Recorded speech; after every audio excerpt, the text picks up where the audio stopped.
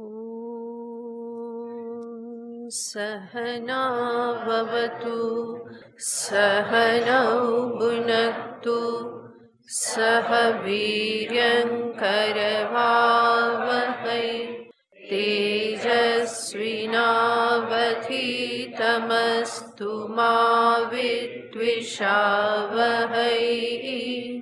ॐ शान्ति शान्ति शान्तिः। शङ्करं शङ्कराचार्यं केशवं बादरायणं सूत्रभाष्यकृतौ वन्दे भगवन्तौ पुनः पुनः। ईश्वरो गुरुरात्मेति मूर्तिभेदविभागिने व्योमवद्व्याप्तदेहाय दक्षिणामूर्तये नमः। ॐ पार्थाय प्रतिबोधितां भगवता नारायणेन स्वयं व्यासेन ग्रथितां पुराणमुनिना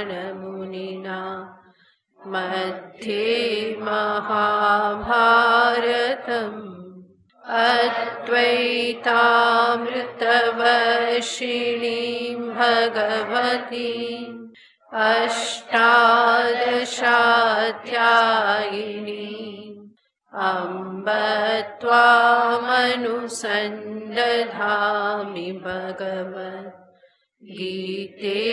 भवद्वेषिणी। श्रीभगवानुवाच यदा संहरते चायम् कूर्मोऽङ्गानीव सर्वशः इन्द्रियाणीन्द्रियार्थेभ्यः तस्य प्रज्ञा प्रतिष्ठिता विषया विनिवर्तन्ते निराहारस्य देहिनः रसवर्जं रसोऽप्यस्य परं दृष्ट्वा निवर्तते यततो ह्यपि कौन्तेय पुरुषस्य विपश्चितः इन्द्रियाणि प्रमाथीनि हरन्ति रससम्मनः तानि सर्वाणि संयम्य युक्त आसीत मत्परः वशे यस्येन्द्रियाणि तस्य प्रज्ञा प्रतिष्ठिता ध्यायतो विषयान् पुंसः सङ्गस्तेषूपजायते सङ्गात् सञ्जायते कामः कामात् क्रोधोऽभिजायते क्रोधात् भवति सम्मोहः सम्मोहात् स्मृतिविभ्रमः स्मृतिभ्रंशात् बुद्धिनाशो बुद्धिनाशात् प्रणश्यति। મનુષ્યનું મન એક બહુ જ વિલક્ષણ વસ્તુ છે. એ મનના કારણે જ મનુષ્ય પતનને અને ઉન્નતિને પ્રાપ્ત કરીશ. અને એટલા માટે જ મનુષ્ય માટે આ મનને સંભાળવું, મનને કેળવવું, મનને સુસંસ્કૃત કરવું એ બહુ જ આવશ્યક બની જાય છે. મન એ જ સાધન છે. અધોગમન પણ એ કરાવે અને ઉન્નતિ પણ એ જ કરાવે. જો ગાફેલ રહ્યા તો મન પતન તરફ લઈ જાય છે. અને સાવધાની સાથે મનનો ઉપયોગ કરતા શીખી ગયા તો એ મન જ આ સંસારની સૌથી શ્રેષ્ઠ સફળતા, આત્મજ્ઞાન દ્વારા મોક્ષ એને પણ એ પ્રાપ્ત કરાવી શકે છે. તો આ દ્રષ્ટિએ જોઈએ તો બધો જ આધાર મન ઉપર છે. અને એટલા માટે જ આપણે અનેક વખત જોયેલું છે કે ગીતા શાસ્ત્ર એ મનની માવજત કરતા શીખવાડે છે. અને એવા તૈયાર થયેલા મન દ્વારા અંતે મોક્ષને અર્થે ગીતા શાસ્ત્ર આત્મજ્ઞાનનો પણ ઉપદેશ આપે છે. ભગવાન શ્રી કૃષ્ણ ગીતાજીમાં અનેક જગ્યાએ આ મનને કેવી રીતે કેળવવું એની વાત કરે છે. અને અનેક જગ્યાએ લાલ બત્તી પણ ધરે છે કે જો આ સ્થિતિમાં મનને ન સંભાળ્યું તો ઘણું બધું નુકસાન થઈ શકે. અહીંયા સ્થિતપ્રજ્ઞના લક્ષણમાં પણ ભગવાન આ મનની જ જે બધી રમત માયા જે છે એને આપણી સમક્ષ પ્રગટ કરે છે. અને સાધકની સામે લાલ બત્તી ધરે છે કે જો આ રીતે મન પતન માટેનું કારણ બને છે. અને એટલા માટે જ્યાંથી સમજી જા, જ્યાંથી સાવધાન થાય ત્યાંથી તું એને સંભાળવાનું શરૂ કરી દે. તો પતનની સીડી દર્શાવતા ભગવાને કહ્યું, ધ્યાયતો વિષયાન પુંસઃ સંગસ્તેષુપજાયતે સંગાત સંજાયતે કામઃ કામાત ક્રોધોભિજાયતે. આમાં 4 સ્ટેપ્સ દર્શાવ્યા અને બીજા શ્લોકમાં બીજા 4 સોપાન ભગવાન દર્શાવે છે કે જે મનુષ્ય ઉતરી જાય છે. સોપાન એટલે જરૂરી નહીં કે હંમેશા ચડતો જ હોય, આપણે દાદરો ઉતરીએ પણ છીએ. તો આ પતનની સીડી છે, ઉતરવાના સોપાન છે. શરૂઆત થાય છે વિષય ધ્યાનથી. વિષયનું ધ્યાન કરતાં કરતાં એના પ્રત્યે આકર્ષણ ઉત્પન્ન થાય છે. સંગઃ તેષુ જાયતે અને સંગાત સંજાયતે કામઃ. સંગ થયો, આકર્ષણ થયું, આ સારું છે એવું લાગ્યું તો તરત જ પછી સંગાત કામઃ સંજાયતે. એના માટેની તરત ઈચ્છા ઉત્પન્ન થાય છે. સારું છે એટલું જ નહીં, સુંદર છે એટલું જ નહીં, પરંતુ એ મારી પાસે હોવું જોઈએ, આ પ્રકારની ઈચ્છા ઉત્પન્ન થઈ જાય છે. અને એ જ ઈચ્છા જ્યારે તીવ્ર બને તો મનુષ્ય એની પૂર્તિને અર્થે કર્મમાં પ્રવૃત્ત થાય છે. અને એ પૂર્તિના પ્રયત્નમાં જો ઈચ્છા પૂરી ન થઈ તો ક્રોધ ઉત્પન્ન થાય છે. કામાત ક્રોધઃ, કામથી, ઈચ્છાથી અંતે ક્રોધ ઉત્પન્ન થાય છે.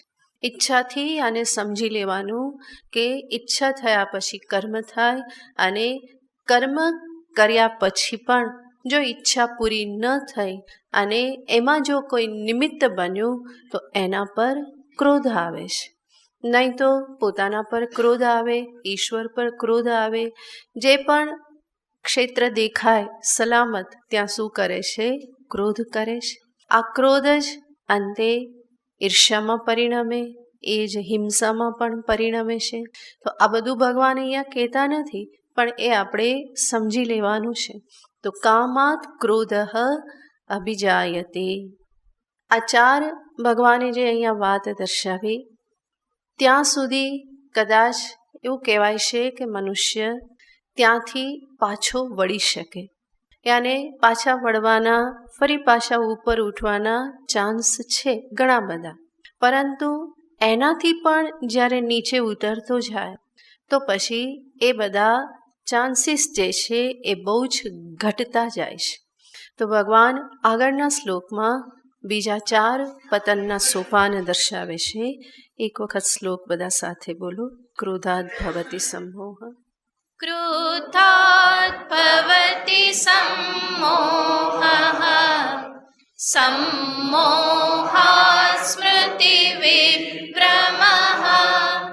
સ્મૃતિભ્રંશાत् બુદ્ધિનાશો બુદ્ધિનાશાत् પ્રણશ્યતિ. ક્રોધાદ ભવતિ સમોહ. ક્રોધના પરિણામે સમોહ ઉત્પન્ન થાય છે. ક્રોધ જ્યારે બેકાબૂ બની જાય, ક્રોધ જ્યારે મનુષ્ય પર હાવી થઈ જાય, ત્યારે એની વિવેક શક્તિ નષ્ટ થઈ જાય છે, સંમોહિત થઈ જાય છે. ક્રોધાત ભવતિ સમોહ. અતિમોહથી એનું મન જે છે એ ગ્રસ્ત થઈ જાય છે. અને મોહ એક પ્રકારની મૂઢતા જ છે. મોહ વૈચિત્ય એ ધાતુ છે જે વૈચિત્યના અર્થમાં વપરાય. મોહ ધાતુ, જેના પરથી મોહ શબ્દ બનેલો છે. વૈચિત્ય એનો અર્થ છે. બીજી એક ધાતુ છે ચિતિ સંજ્ઞાને. ચિત્ત ધાતુ, ચિતિ ધાતુ કે જે સંજ્ઞાન યાને જ્ઞાન, સાવધાની, હંમેશા ચેતીને રહેવું, સજાગ રહેવું એ અર્થમાં વપરાય છે. અને ચિત્તનું શું થઈ જવું? વિચિત. અને વિચિતનું જ ભાવવાચક છે વૈચિત્યમ. તો મોહ ધાતુ વૈચિત્યના અર્થમાં એનો અર્થ કે જેને વિગતમ ચિત્તમ, જેનું ચિત્ત વિવેક શક્તિ જ્યાં છે એ વિગતમ યાને જતું રહ્યું. એનો અર્થ સાવધાની હવે રહેતી નથી, મોહથી ગ્રસ્ત થઈ ગયો. પોતે શું કરે છે, શું કરવું જોઈએ એવું ભાન રહેતું નથી, ચૂકી જાય છે. તો એ સ્થિતિને જ મોહ કહેવામાં આવે. અને ભગવાન કહે છે સમોહ. ક્રોધાત ભવતિ સમોહ. સમોહ યાને વધારે પડતો મોહ. સમ્યક મોહ એનો અર્થ નહીં કે બહુ સારો મોહ, પરંતુ સારો મોહ એ કયા અર્થમાં લેવાનું? વધારે પડતો. એવો મોહ એવી મૂઢતાને પ્રાપ્ત કરી દેશે કે જ્યાં વિવેક કંઈ કામ કરતો નથી. તો ક્રોધાત ભવતિ સમોહ એ સમોહ યાને વિવેક નાશની અવસ્થા છે. જ્યાં મનુષ્ય પોતે સારું ખરાબ આ કોઈ વિવેક કરી શકતો નથી. તો એવી મૂઢાવસ્થાને જ ભગવાન અહીંયા સમોહ શબ્દથી દર્શાવે છે. ક્રોધ હંમેશા વિવેકને બાળી નાખે છે. એટલા માટે જ આપણે જોઈએ છીએ કે ક્રોધ અને વિવેક આ બે સાથે રહી શકતા નથી. જ્યારે મનુષ્ય બેકાબુ ક્રોધ કરતો હોય એનો અર્થ શું છે? એનો વિવેક નષ્ટ થઈ ગયો છે, એનો પોતાના પર કોઈ કાબુ રહેલો નથી. તો વિવેક નાશની અવસ્થાને જ ભગવાન અહીંયા કહે છે સમોહ. ક્રોધાત ભવતિ સમોહ. આગળ કહેશે સમોહાત સ્મૃતિ વિભ્રમ. અને સમોહ થયો તો પછી સ્મૃતિ વિભ્રમ યાને સ્મૃતિ શક્તિનો નાશ થાય છે. ક્રોધથી મૂઢતા અને વિવેક નાશ. અને વિવેક ન રહેવાના કારણે આગળ જતાં સ્મૃતિનો પણ નાશ થાય છે. એટલા માટે જ ક્રોધિત વ્યક્તિ જ્યારે ભાનમાં આવે તો પછી એ શું કે, મને કંઈ ખબર નહીં રહી, મને કંઈ યાદ નહીં રહ્યું, મને કંઈ ભાન નહીં રહ્યું. તો આ બધું દર્શાવે છે કે ક્રોધ કેટલી હદ સુધી મનુષ્યને નુકસાન પહોંચાડે છે. સંમોહાત સ્મૃતિ વિભ્રમ. આપણે જાણીએ છીએ સ્મૃતિ શક્તિ એ પણ મનુષ્યને પ્રાપ્ત થયેલી બહુ મહામૂલી ભેટ છે. જો સ્મૃતિ શક્તિ ન હોય તો થાય શું? તમે ઘરેથી અહીંયા હોલ સુધી પહોંચી પણ ના શકો, કારણ કે ભૂલી ગયા આશ્રમ ક્યાં છે. આશ્રમમાં આવ્યા પછી પણ ભૂલી ગયા કે ક્યાં જવાનું, આવીને ક્યાં નીકળી ગયા પાછળ. તો સ્મૃતિ ન હોય તો કોઈ વ્યવહાર સંભવ ના બને. જરૂર સામાન્ય સ્મૃતિ તો દરેક મનુષ્યમાં છે, ક્રોધિત મનુષ્યમાં પણ હોય છે, પરંતુ મુખ્યતયા જે સ્મૃતિ શક્તિની અહીંયા વાત કરવામાં આવે છે એ અર્થમાં કહેવામાં આવે છે કે અત્યાર સુધી પ્રાપ્ત કરેલો વિવેક, અત્યાર સુધી પ્રાપ્ત કરેલું જે કંઈ પણ ડાપણ, જે કંઈ પણ જ્ઞાન જે છે એ આ અવસ્થામાં પછી કામ આવતું નથી, કારણ કે યાદ જ આવતું નથી. એટલી મૂઢતા, સંમોહન થઈ ગયેલું છે કે જેના પરિણામે જે પણ વિવેક કે સમજદારી પ્રાપ્ત કરેલી હતી એ બધું ભૂલાઈ જાય છે. એટલી હદ સુધી કે કોઈ યાદ કરાવે તો પણ યાદ આવતું નથી, અને યાદ આવે તો પણ એને એ પકડવા માગતો નથી. કોઈ યાદ કરાવે તો એના ઉપર પણ ગુસ્સો કરે. તો આ બધી મનુષ્યની પતનની સ્થિતિ છે. પોતાનો વિવેક પોતે તો ચૂકી જ જાય છે, પણ બીજા યાદ કરાવે તો પણ એને સાંભળવા તૈયાર હોતો નથી. તો એને અહીંયા કહેવામાં આવે છે કે સંમોહાત સ્મૃતિ વિભ્રમ. અને સ્મૃતિ ભ્રંશાત બુદ્ધિનાશ. સ્મૃતિ વિભ્રમ કહો કે સ્મૃતિ ભ્રમ કહો, બંનેનો અર્થ એક છે, સ્મૃતિ ભ્રંશ. આવી રીતે જ્યારે સ્મૃતિ વિભ્રમ થયો તો ભગવાન કહેશે બુદ્ધિનાશ. આગળ જતાં શું થાય છે? બુદ્ધિ નાશ થાય છે. બુદ્ધિ નાશ થાય એનો અર્થ નહીં કે મનુષ્ય પાગલ થઈ જાય, પરંતુ બુદ્ધિ નાશનો અહીંયા અર્થ છે કે એ કોઈ પણ યોગ્ય નિર્ણય લેવાને માટે સમર્થ રહેતો નથી. બુદ્ધિનું કાર્ય જ છે નિશ્ચય કરવો, અને યોગ્ય નિશ્ચય કરવાને માટે આ મનુષ્ય અસમર્થ થઈ જાય છે. નિશ્ચય તો કરે છે પરંતુ ખોટા ઉલટા નિશ્ચય કરે છે. જ્યારે બુદ્ધિનું કાર્ય છે, વિવેકવતી બુદ્ધિ હોય, સ્મૃતિ સહિતની બુદ્ધિ હોય, તો એનું કાર્ય છે કે એ યોગ્ય નિશ્ચય કરે. ભગવાન અહીંયા કહે છે બુદ્ધિનાશ, એનો અર્થ કોઈ યોગ્ય નિશ્ચય કરવાને માટે સમર્થ રહેતો નથી. અને આમ પણ આપણે જાણીએ છીએ કે બુદ્ધિ થકી જ મનુષ્ય મનુષ્ય છે. બુદ્ધિ રહિત, જ્ઞાન રહિત પશુભી સમાના. મનુષ્ય કેવો બની રહેશે? પશુ સમાન બની રહેશે. તો બુદ્ધિ એ બહુ જ મહત્વનું માનવને પ્રાપ્ત થયેલું ધન છે. જ્યારે એ વિવેક ખોઈ બેસે ત્યારે નિર્ણય પણ કરી શકતો નથી. માટે ભગવાન કહેશે સ્મૃતિ ભ્રંશાત બુદ્ધિનાશ. અને અંતે કહેશે બુદ્ધિનાશાત પ્રણશ્યતિ. બુદ્ધિનો નાશ થયો તો અંતે પ્રણશ્યતિ, એ વિનાશને પ્રાપ્ત કરે છે. પ્રણશ્યતિ એનો અર્થ પણ નહીં કે એનું મૃત્યુ થઈ જાય છે, પરંતુ પ્રણશ્યતિ એનો અર્થ છે પુરુષાર્થ અયોગ્યો ભવતી. એ ધર્મ, અર્થ, કામ, મોક્ષ આમાંના કોઈ પુરુષાર્થને સિદ્ધ કરવાને માટે સમર્થ રહેતો નથી. કારણ કે પુરુષાર્થ સિદ્ધિને માટે વિવેક જોઈએ, નિર્ણય શક્તિ જોઈએ. આ બધું એ ખોઈ બેઠેલો છે, અને એટલા માટે કોઈ પણ પુરુષાર્થને માટે એ યોગ્ય રહેતો નથી. એને ભગવાન અહીંયા કહેશે પ્રણશ્યતિ. અને આમ પણ આવું જીવન જીવ્યા કરે તો ફરી માનવ જન્મ તો મળવાનો નથી. આવું જીવન એ આસુરી જીવન છે. અને ભગવાન કૃષ્ણ સ્વયં કહેશે આસુરી યોનિમાં પન્ના મૂઢા જન્મની જન્મની.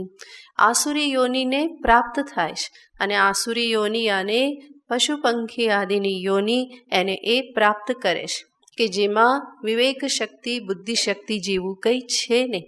તો એને જ્યારે પ્રાપ્ત થયું હતું ત્યારે જ નષ્ટ કરી દીધું તો આગળ એના થકી જે જન્મ છે કેવી રીતે પ્રાપ્ત થાય? તો બુદ્ધિનાશા પ્રણશ્યતિ. આ રીતે ભગવાને અહીંયા આ 8 સોપાન દર્શાવ્યા. આ 8 જે છે એમાં પહેલા 4 જે છે એને ભાવ કોટી કહેવામાં આવે છે અને પછીના 4 જે છે એને અભાવ કોટી કહેવામાં આવે છે. યાને પહેલા 4 જે છે એ ભાવરૂપ છે અને પછીના 4 જે છે એ નાશરૂપ, જેમાં અભાવ થતો જાય છે. જેમ કે વિષય ધ્યાન ભાવરૂપ છે, એમાં આકર્ષણ થયું તો કંઈક થયું એ ભાવરૂપ છે. અને એનાથી આગળ ઈચ્છા ઉત્પન્ન થઈ, એ પણ એક ઉત્પત્તિ છે ઈચ્છા. અને ઈચ્છાના પરિણામે શું થાય છે? પૂરી ન થવાથી ક્રોધ ઉત્પન્ન થાય છે. તો આ 4માં ભાવ કોટી છે, યાને કંઈક ઉત્પન્ન થાય છે નવું. અને બીજા 4 જે છે એ અભાવ કોટી છે. એમાં કંઈ નવું બીજું કંઈ ઉત્પન્ન નથી થતું, ઈચ્છા કે કામ કે કંઈ, પરંતુ થાય છે શું? નષ્ટ થાય છે. તો છેલ્લી 4 કોટી છે વિવેકનાશ, સ્મૃતિનાશ, બુદ્ધિનાશ અને ચોથું છે પ્રણાશ. આ બધામાં શું થયું છે? નાશ નાશ યાને અભાવ થાય છે. તો એને કહેવાય છે કે એ 4 અભાવ કોટી છે અને પહેલા 4 જે છે એ ભાવ કોટી છે. આ જે 8 સોપાન જે છે એને સમજવા માટે એક દ્રષ્ટાંત જોઈએ. તો સર્વપ્રથમ કયો? વિષય ધ્યાન. અને વિષય ધ્યાન યાને મનુષ્ય રસપૂર્વક વિષયના સંદર્ભમાં ચિંતન કરતો રહેશે. એનો અર્થ વિષય અને મન આ બંને સાથે ઘસાતા રહેશે. તો આ સ્થિતિ કેવી છે એને દર્શાવવા માટે કહી શકાય, જેવી રીતે વનમાં વાંસનું ઘર્ષણ થાય, લાકડાનું ઘર્ષણ થાય. વિષય અને મનનું ઘર્ષણ એ કેવું? તો કે આ વાંસ કે લાકડાનું ઘર્ષણ થાય. અને ઘર્ષણ થાય તો અંતે શું થાય? એમાંથી ચિનગારી ઉત્પન્ન થાય. એ જ શું છે? સંગસ્તેષુ ઉપજાયતે. એ ચિનગારી ઉત્પન્ન થાય છે. અને જે ચિનગારી ઉત્પન્ન થઈ એ પછી આખા વૃક્ષને પકડી લેશે, યાને વૃક્ષમાં આગ લાગે છે. એ જ શું છે? કામનાની ઉત્પત્તિ. કામના ઉત્પન્ન થાય, ઈચ્છા ઉત્પન્ન થાય તો શું થવા લાગે? આખા જ શરીરમાં બધું જ એ તરફ વહેવા લાગે. એનાથી બધું ગ્રસ્ત થઈ જાય છે. જેને તલપ લાગે, કોઈ પણ વિષયની આદત હોય અને તલપ લાગે ત્યારે સ્થિતિ કેવી થાય?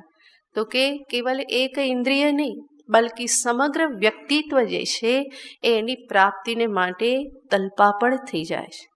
સિગારેટ પીવાની આદત હોય અને શું થવા લાગે? સમય થાય એટલે અંદરથી બધા જ માગણી કરવા લાગે.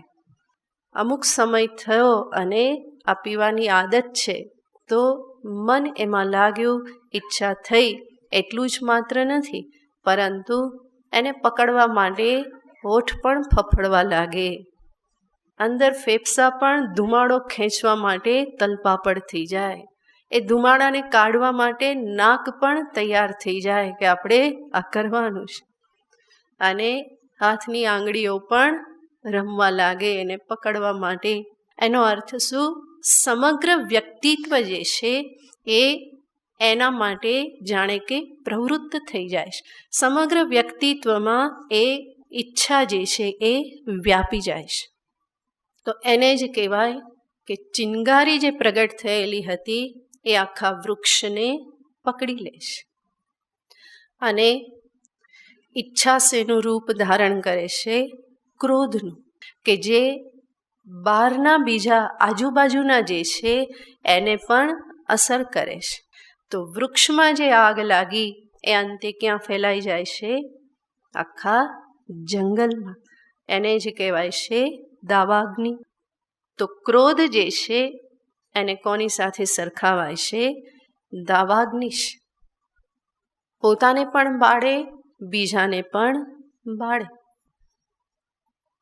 આગળ જંગલમાં આગ લાગી તો એ શું બની રહેશે? તો કે કાળો કોલસો બની રહે. વૃક્ષમાંથી શું થઈ જાય છે? તો કે કોલસા રૂપ થઈ જાય છે. ક્રોધમાંથી શું થઈ જાય છે? સંમોહન. વિવેક શક્તિ બધી કાળી પડી જાય, એમાં કંઈ ઉજાસ દેખાતો નથી. અને એ જ કોલસો આગળ બળીને રાખ થઈ જાય છે. યાને વૃક્ષ જેવું કંઈ નામ નિશાન દેખાતું નથી. એ જ શું છે? સ્મૃતિ શક્તિનો નાશ. અને અંતે એ રાખ જમીનમાં ભળી જાય છે. એ છે બુદ્ધિનાશ. અને પ્રણશ્યતિ. રાખ જમીનમાં ભળી ગઈ તો અંતે શું રહ્યું? શૂન્ય, કંઈ રહેતું નથી. એ જ છે પ્રણાશ, પ્રણશ્યતિ. તો આવી રીતે એક પછી એક સોપાન મનુષ્ય પતનને પ્રાપ્ત કરે અને અંતે નાશ સુધી પહોંચી જાય છે. આપણે પહેલાં પણ જોયેલું હતું કે ભગવાન આ પતનની સીડી ડરાવવા માટે નથી બતાવતા, પરંતુ હું સાવધાન રહું, સચેત રહું, એટલા માટે ભગવાન સાધકની સામે આ વાત કરે છે. જેવી રીતે આ પતનના સોપાન છે, એવી જ રીતે આ જ સોપાનોને સામે રાખી અને મહાત્મા સર્વના આદરણીય કાશિકાનંદજી મહારાજ ઉર્ધ્વ સોપાન બતાવે છે કે આ જેવી રીતે 8 પતનની સીડી છે, મનુષ્ય જો સમજી જાય અને પહેલા સોપાનથી એ સુધારો કરી દે તો એ ક્યાં પહોંચી જાય? તો કે 8 સોપાન ઉપર પહોંચી જાય છે. અને એ 8 ઉન્નતિની સીડી જે છે, આગળ વધવાની સીડી, એને દર્શાવતા સ્વામીજી બહુ સરસ રીતે દર્શાવે છે. એક એક સોપાન જે અહીંયા છે એની સામે જ ઉન્નતિ માટેનું સોપાન બતાવે છે. ભગવાને જે કહેલું છે એની સાથે સાથે જોઈએ તો સર્વપ્રથમ પતનનું સોપાન છે વિષયાન ધ્યાયતઃ પુંસઃ. ધ્યાયતો વિષયાન પુંસઃ. વિષયનું ધ્યાન કરનાર. તો વિષય ધ્યાન છે. આપણે પહેલા દિવસે પણ જોયેલું હતું કે હકીકતમાં ધ્યાન કોનું કરવું જોઈએ? ઈશ્વરનું, આત્મ સ્વરૂપનું ધ્યાન કરવા યોગ્ય છે. અને એટલા માટે પ્રથમ સોપાન સ્વામીજી ત્યાં દર્શાવતા કહેશે કે વિષયાન ધ્યાયતઃ પુંસની જગ્યાએ ઈશ્વરમ ધ્યાયતઃ પુંસઃ. એમની જીભમાં તો સરસ્વતી જ હતી, એટલા માટે આ 2 શ્લોકની સામે બીજા 2 શ્લોક બતાવી દે છે. ઈશ્વરમ ધ્યાયતઃ પુંસઃ. સર્વપ્રથમ કહેશે ઈશ્વરનું ધ્યાન કરનાર મનુષ્યને માટે. આપણે જાણીએ છીએ જેનું ધ્યાન કરવામાં આવે એવું ચિત્ત થાય. વિષયનું ધ્યાન કરે તો ચિત્ત વિષયથી યુક્ત થઈ જાય. અને ઈશ્વરનું ધ્યાન કરે તો ચિત્તમાં કોણ આવે? ઈશ્વર આવે. તો વિષયાન ધ્યાયતશ્ચિત્તમ વિષયેષુ વિસજ્જતે મામનુસ્મરતશ્ચિત્તમ મય્યેવ પ્રવિલીયતે. સ્વયં ભગવાન કહે છે ભાગવતમાં, જે મારું સ્મરણ કરે એનું મન મારામાં લીન થાય છે. જે વિષયનું સ્મરણ કરે એનું મન વિષયમાં લીન થાય છે, યાને વિષયમય બની રહેશે. તો સર્વપ્રથમ તો મનને જ સંભાળવાનું છે. મનમાં યોગ્ય સંસ્કાર આવે, યોગ્ય ભાવના આવે, એ યોગ્ય ચિંતન કરે, એ જ સર્વપ્રથમ એને બતાવવાનું છે. તો ફરી ફરીને વિષયની જગ્યાએ ઈશ્વરનું ધ્યાન કરવું. અને આપણે જોયેલું હતું વિષયનું ધ્યાન મનુષ્ય કેવી રીતે કરે છે? રસપૂર્વક, રમણીયતા બુદ્ધિપૂર્વક. તો ઈશ્વરનું ધ્યાન પણ કેવી રીતે કરવાનું છે? રસપૂર્વક, રમણીયતા બુદ્ધિપૂર્વક. અને એ ક્યારે થાય? જ્યારે ફરી ફરીને ઈશ્વર કથાનું શ્રવણ કરવામાં આવે, લીલાનું સ્મરણ કરવામાં આવે. ફરી ફરીને એ શ્રવણ થતું જાય તો શ્રવણના આધારે શું થાય? સ્મરણ થાય. તો ઈશ્વરમ ધ્યાયતઃ પુંસઃ. આમ કરતા કરતા, લીલા કથાનું શ્રવણ કરતા કરતા, કરેલા શ્રવણનું સ્મરણ કરતા કરતા, અને કેવી રીતે? ભાવ સાથે, રસપૂર્વક. તો આગળનું સોપાન શું આવે? સંગસ્તસ્મિન પ્રજાયતે. ભગવાન પ્રત્યે શું થાય? આકર્ષણ થાય. જેવી રીતે વિષય માટે આકર્ષણ સંગ થતું હતો, એવી જ રીતે ભગવાનનું ફરી ફરીને રસપૂર્વક, પ્રેમપૂર્વક, ભાવભક્તિપૂર્વક સ્મરણ કરવાથી ધીમે ધીમે એ આકર્ષણ જે છે એ વધવા લાગે. પહેલાં પ્રયત્નપૂર્વક કરવું પડે, અને પ્રયત્નપૂર્વક જ્યારે ફરી ફરી એમને મનમાં લાવીએ તો પછી ભગવાન પોતાનું કામ ધીમે ધીમે શરૂ કરી દે છે. ભગવાન હંમેશા એવા છે કે આંગળી આપો તો પોંચો પકડે, અને આ પરંપરા ત્યાંથી જ ચાલે છે. તો ભગવાનને આંગળી આપી એમના પ્રત્યે થોડાક ઝૂક્યા તો આગળનું કામ તો કોણ કરે છે? ભગવાન કરે છે. એ જીવને, ભક્તને પોતાના તરફ ખેંચે છે. તો સંગઃ તસ્મિન પ્રજાયતે. જેવી રીતે વિષય મનુષ્યને ખેંચે, તો આ તો ઈશ્વર છે, પરમાત્મા છે. એ મનુષ્યને ખેંચે એમાં તો કહેવાનું જ શું? એમાં એમની પણ કલ્યાણ શક્તિ, સર્વના કલ્યાણની ભાવના એ કામ કરતી હોય છે. તો ભગવાનનું સ્મરણ કર્યું તો સંગસ તસ્મિન પ્રજાયતે. અને સંગ પ્રાપ્ત થયો, આકર્ષણ થયું, તો એ જ આગળ વધતા વધતા સંગાત સંજાયતે પ્રેમ. જેવી રીતે ત્યાં હતું સંગાત સંજાયતે કામઃ, અને અહીંયા સંગાત સંજાયતે પ્રેમ. ભગવાન પ્રત્યે શું પ્રગટ થવા લાગે? પ્રેમ પ્રગટ થવા લાગે. પહેલાં થોડું આકર્ષણ થાય, પછી આકર્ષણ ધીમે ધીમે વધતું જાય, અને આકર્ષણ વધે તો એને શું કહેવાય છે? પ્રેમ કહેવાય છે. માટે કહેશે સંગાત સંજાયતે પ્રેમ. સંગાત સંજાયતે પ્રેમ. ભગવાન પ્રત્યે પ્રેમ પ્રગટ થયો એનો અર્થ છે ભક્તિમાં નિષ્કામતા આવવા લાગી. અને ત્યાં જે કહેલું હતું સંગાત સંજાયતે કામઃ, આ જે ઈચ્છા જે છે એ ઈચ્છા થોડી વાર માટે રહે, વિષય પ્રાપ્ત થયો તો એ ઈચ્છા જતી રહે, કામના જતી રહે. ન થયો તો એ ઈચ્છા ક્રોધમાં પરિણમિત થઈ જાય છે. પરંતુ ભગવાનને માટે સંગ આકર્ષણ થયું, અને ભગવાન પ્રત્યે પ્રેમ પ્રગટ થયો તો એ પ્રેમ તો હંમેશા રહેનારો, શાશ્વત છે. પ્રતિક્ષણમ વર્ધમાનમ ગુણરહિતમ કામના રહિતમ.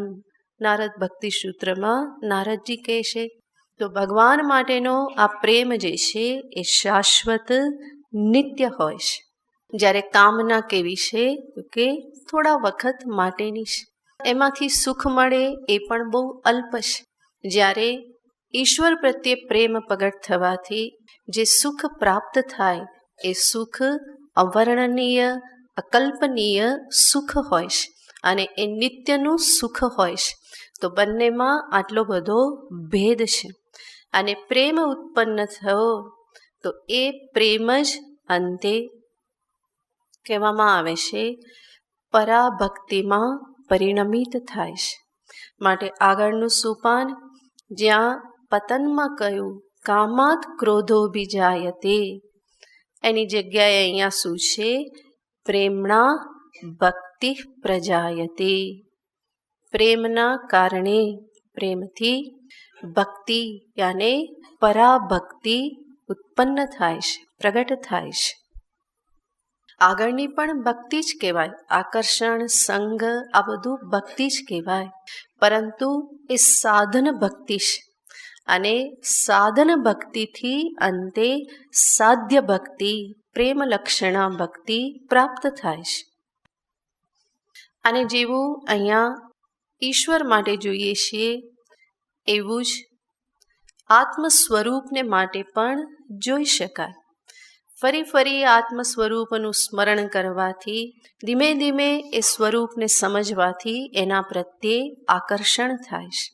અને એ જ આત્મ સ્વરૂપ પ્રત્યેનું આકર્ષણ અંતે આત્મપ્રેમમાં પરિણમે છે. અને આત્મપ્રેમ જ અંતે આત્મનિષ્ઠામાં પણ પરિણમિત થાય છે. તો અહીંયા પ્રેમણા ભક્તિ પ્રજાયતે, પ્રેમથી ભક્તિ, પરાભક્તિ પ્રગટ થાય છે.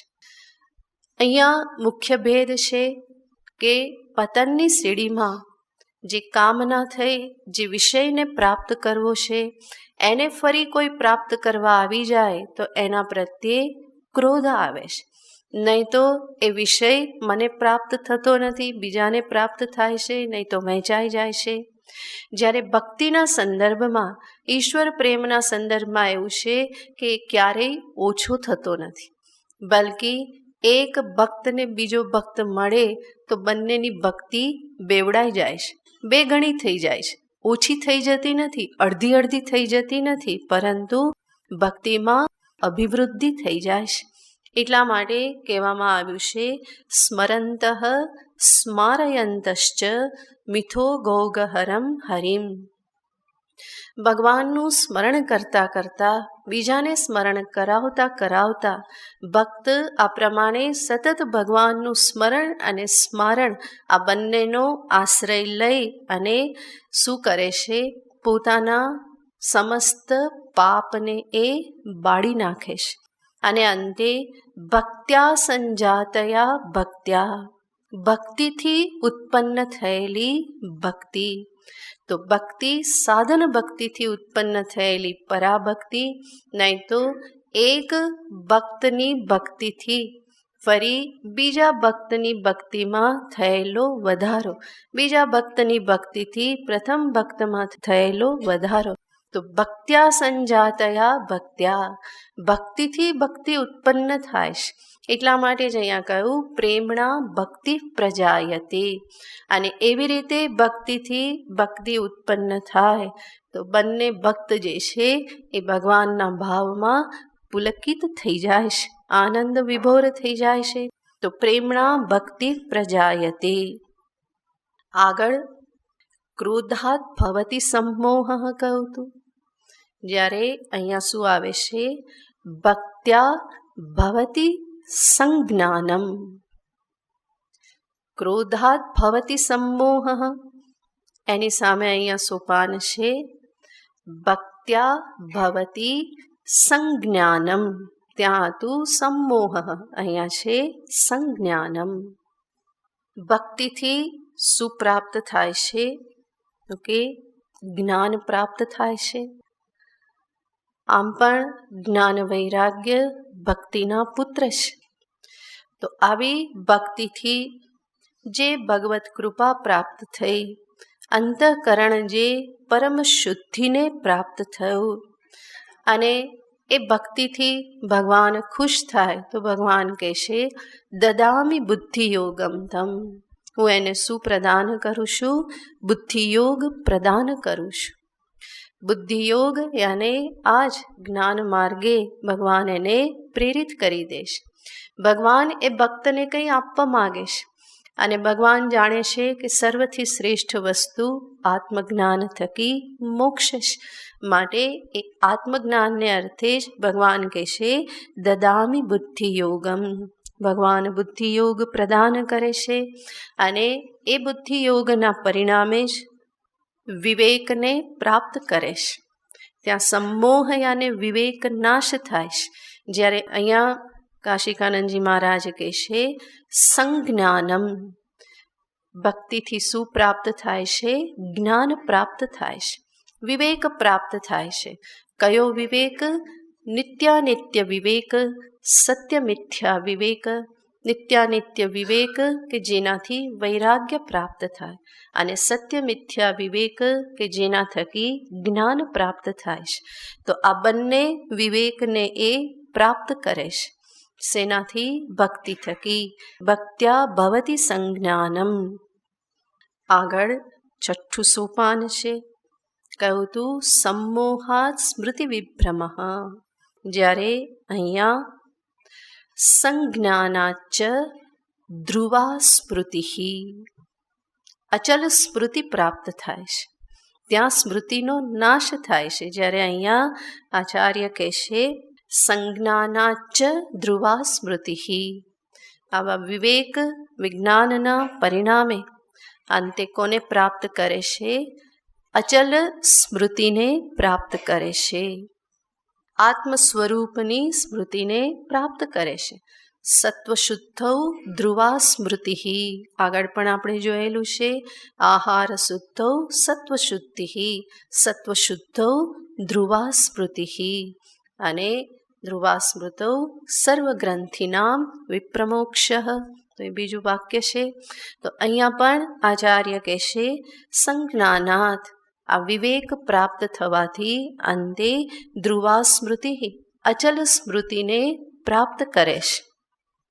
આગળ સાતમું સોપાન હતું કે સ્મૃતિ ભ્રમ થવાથી, સ્મૃતિ વિભ્રમ, સ્મૃતિ નાશ થવાથી અંતે બુદ્ધિનાશને પ્રાપ્ત કરે છે. જ્યારે અહીંયા સ્વામીજી કહેશે ધ્રુવા સ્મૃતે હે પ્રબોધશ્ચ, અચલ સ્મૃતિથી પ્રબોધ યાને આત્મજ્ઞાન, સ્પષ્ટ આત્મ સાક્ષાત્કારને પ્રાપ્ત કરે છે. ત્યાં બુદ્ધિ નાશ હતો, જ્યારે અહીંયા બુદ્ધિનું જાગરણ છે. પ્રબોધ યાને આત્મ સાક્ષાત્કાર. યસ સાક્ષાત કુરુતે પ્રબોધ સમયે સ્વાત્માનમેવા દ્વયમ. તસ્મૈ શ્રી ગુરુમૂર્તયે નમઃ ઇદં શ્રી દક્ષિણામૂર્તયે. તો ત્યાં પણ પ્રબોધ કાલ યાને આત્મ સાક્ષાત્કાર કાલ છે. તો પ્રબોધ શબ્દનો અર્થ થાય છે આત્મ સાક્ષાત્કાર. માટે ધ્રુવા સ્મૃતે પ્રબોધશ્ચ.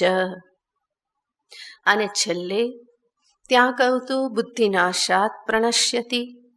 અને અહીંયા આચાર્ય કહેશે પ્રબોધાત પરિપૂર્ણતા.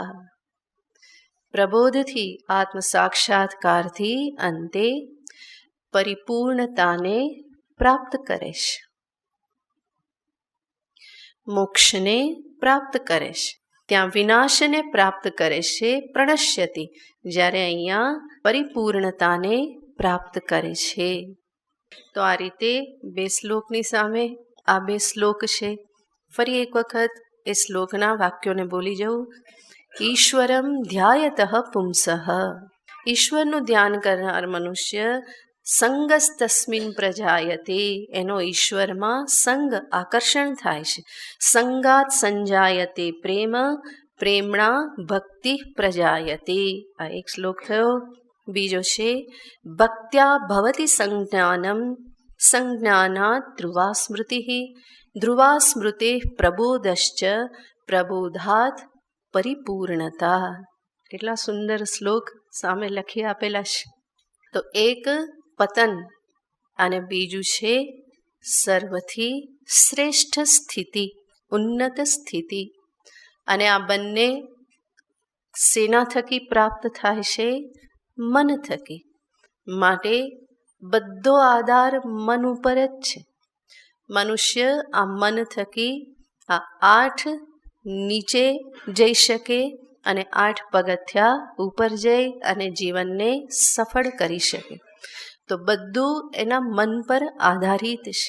અને એટલા માટે બહુ જ મહત્વનું થઈ જાય છે કે મનુષ્ય પોતાના મનને સંભાળતા શીખે.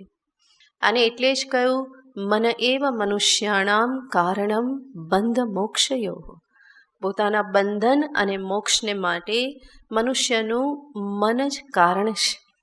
પહેલાં પણ આપણે જોયેલું હતું કે મન વચ્ચે છે. એક બાજુ ઇન્દ્રિયો છે અને બીજી બાજુ આત્મ સ્વરૂપ છે.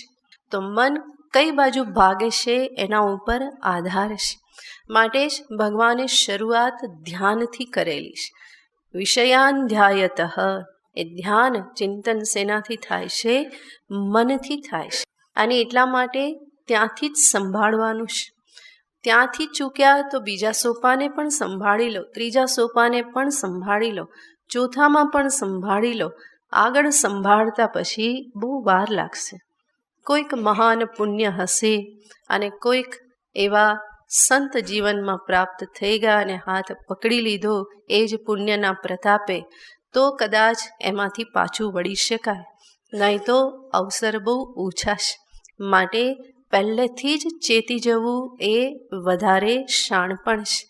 ઘણી વખત એવું થાય ઉર્ધ્વ સોપાન ચડતા હોઈએ ત્યારે પણ જો ગાફેલ રહી જવાય તો નીચે ઉતરવા માંડીએ.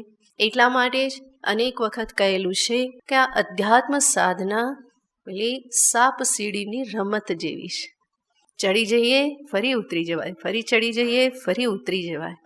તો ઉર્ધ્વ સોપાનમાં આપણે પ્રવૃત્ત થયા તો વધારે એવા ઓવર કોન્ફિડન્સમાં ના રહેવું કે આપણે તો હવે ઉપર ચડવા માંડ્યા. એ ઉપર ચડનારાને વધારે તકલીફ કે ક્યાંક ચૂકાઈ જાય તો એ ફરી નીચે પડે જ છે. તો ઉર્ધ્વ સોપાન પર ચાલનારાએ પણ સાવચેતી હંમેશા રાખવી. ક્યાંક ફરી પતન થઈ ગયું 1-2 સોપાન તો ત્યાંથી એણે સંભાળી લેવાનું હોય. તો આ બંને સોપાન ચિત્ર આપણી સમક્ષ છે. સાધનાનું ક્ષેત્ર, સાધનાનું સ્વરૂપ આપણી સમક્ષ છે. એને અનુસરવાનું છે. તો બંને બાજુના સોપાન જે છે જે બહુ જ મહત્ત્વના છે.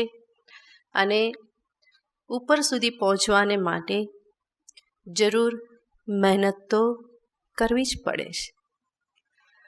બીજી બાજુ પહોંચવા માટે કોઈ મહેનત કરવી પડતી નથી. પતન માટે કોઈ મહેનત ના હોય. લપસવા માટે શું મહેનત કરવાની? ખાલી ગાફેલ રહેવાનું, બસ એટલું જ. લપસવું તો બહુ આસાનીથી થઈ જાય છે, પણ ચડવામાં હંમેશા મહેનત હોય છે. માટે ભગવાન એ ધ્યાન જે ચિંતન જે મનમાં ચાલતું હોય છે એના ઉપર જ ભગવાન સચેત કરતા કહેશે તસ્માત સર્વેષુ કાલેષુ મામનુસ્મર યુધ્ય છે. માટે સર્વ સમયમાં મારું સ્મરણ કર અને તારા કર્તવ્યનું પાલન કર. તો કમસે કમ પહેલું જ ધ્યાયતઃ વિષયાન, ત્યાંથી જ મનુષ્ય સજાગ થઈ જાય છે કે હું કોનું સ્મરણ કરું? વિષયનું નહીં, પરંતુ ઈશ્વરનું, ભગવાનનું. ભગવાને કહ્યું છે મામ અનુસ્મર, મારું સ્મરણ કર. તો ભગવાન ફરી ફરી આવું કહે છે મય્યૈવ મન આદત્સ્વ મયી બુદ્ધિમ નિવેશય. કારણ કે આ રમકડા એવા છે કે ક્યાંના ક્યાં જતા રે ખબર ના પડે. વગર ચાવી દીધે એને જો છોડ્યા તો એ ગયા. માટે આ મુખ્ય રમકડા છે. મન બુદ્ધિ એને હંમેશા બરાબર પકડીને એને રાખવા પડે. તો ભગવાન તો એના માટે ફરી ફરીને ઉપદેશ આપે જ છે. જે કરવાનું છે એ મનુષ્યએ કરવાનું છે. ભગવાન ઉપદેશ આપે, અનુસરણ મનુષ્યએ કરવાનું હોય. આ સાથે આ અષ્ટસોપાન સમાપ્ત થાય છે. આગળ ભગવાન આ જ અનુસંધાનમાં બીજી વાત કરે છે, જેને પછી જોઈશું. ઓમ પૂર્ણમદઃ પૂર્ણમિદં પૂર્ણાત પૂર્ણમુદચ્યતે પૂર્ણસ્ય પૂર્ણમાદાય પૂર્ણમેવાવશિષ્યતે. ઓમ શાંતિ શાંતિ શાંતિ. હરિ ઓમ શ્રી ગુરુભ્યો નમઃ. હરિ ઓમ.